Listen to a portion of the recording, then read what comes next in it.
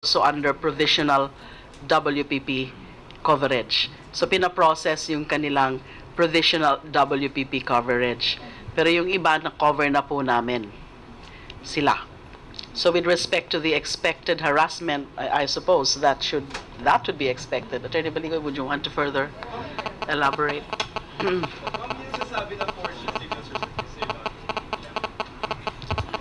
Mag-defense lang siguro nila yan. That would be going into the merits. Parang Okay. wala ko si Rinald Pinto sa charge sheet. Baka na-miss ko lang. Wala ko siya dyan. Hindi kasama sa Rinald Pinto, wala hindi siya charge. Hindi siya kasama sa foundations. Ano pong reason ba? Hindi siya kasama sa foundations. Anong reason bakit siya kasama si Rinald Pinto sa charge sheet? Wala nga eh. Wala nga po. Hindi siya foundation president. Merong Ronald, but not Reynald.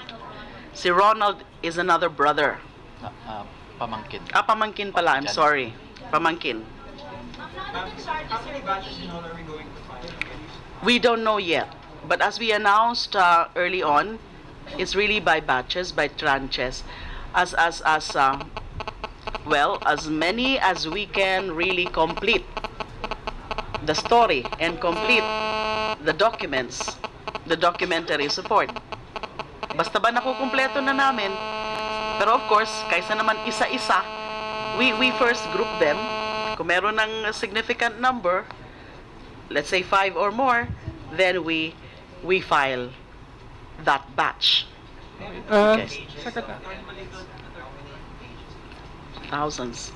Attorney, sabi mo kanina yung mga senators na sinamban ng kaso is sila din yung mga nababanggit sa newspaper. Si Honasan ba at si Marcos, Senator Honasan, is possible ba na makasama sila sa next batch? Hindi ko masasagot sa ngayon yan dahil yung basis kasi ng complaint or affidavit ng mga whistleblowers mainly doon sa accounting record ni Benhar, no, from 2004 to 2010, and it is comprised of about 2,700 pages, and each page contains several transactions. No, so iniisa-isa po namin yon to build up cases against particular legislators. So hindi ko po masasagot kung makakasama si Senator Honasan o si Senator Bongbong. Tsaka, ganito, isa pa rin ho, no? We need to remind you na yung ginagawa po ng NBI ay yung mga Napoles-related scams lang, Napoles-related NGOs. So even if meron pang mga ibang mga senators or congressmen na nandun sa COA special report covering 2007 to 2009, kung hindi naman po ginamit yung mga Napoles NGOs dun sa transaksyon nila, hindi po yan kasama sa investigasyon ng NBI. So, linilinaw lang namin yun kasi baka magtaka, bakit si ganito? Nakita namin yung pangalan dun sa COA report, pero hindi nyo sinasama. Ibig sabihin nun, walang koneksyon kay Napoles, most probably. Considering po yung bulk ng evidence po na nakadala sa Office of the Ombudsman, is there a reason to believe that this could segue what we see now?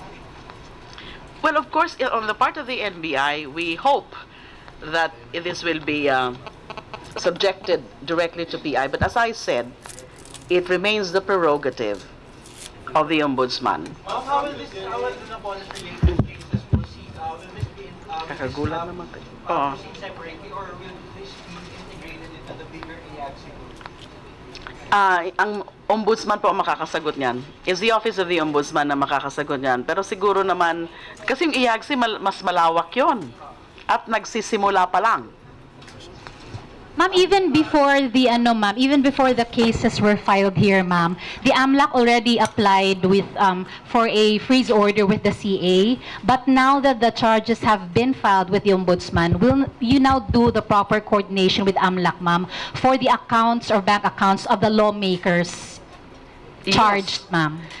Yes, only that, as I mentioned earlier, we cannot just directly secure from the AMLAC those documents, lalo na kung hindi pa nila sinasubmit sa Court of Appeals because their bank inquiry is in connection with the freeze order Yes. that was issued by the Court of Appeals. So the AMLAC, without a permission from the Court of Appeals, cannot just give those documents to us. But as I mentioned earlier also, the Ombudsman, because she's an independent constitutional body and she has plenary powers to do that, coercive powers, she can always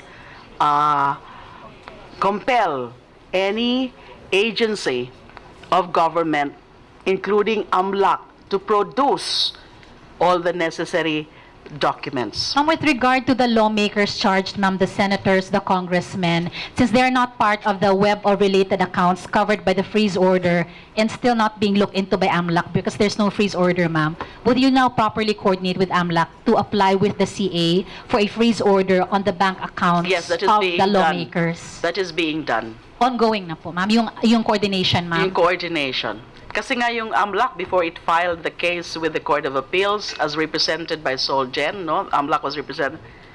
It was coordinating with the NBI. Ma'am? Mga senators, ma'am, at saka doon po sa mga officials, incumbent officials ng implementing agency, are we not asking for their preventive suspension pending the investigation? We will study that. We will study that. Ma'am, from today until we get a decision of the Sandigan, we cannot deny the public interest is very high and they want people convicted. Now, from today up to the time we get a decision, mga ilan yung tatakbuhin? I'm not gonna make any estimate. No, it's not gonna be proper for me to do that. Kasi, well, depende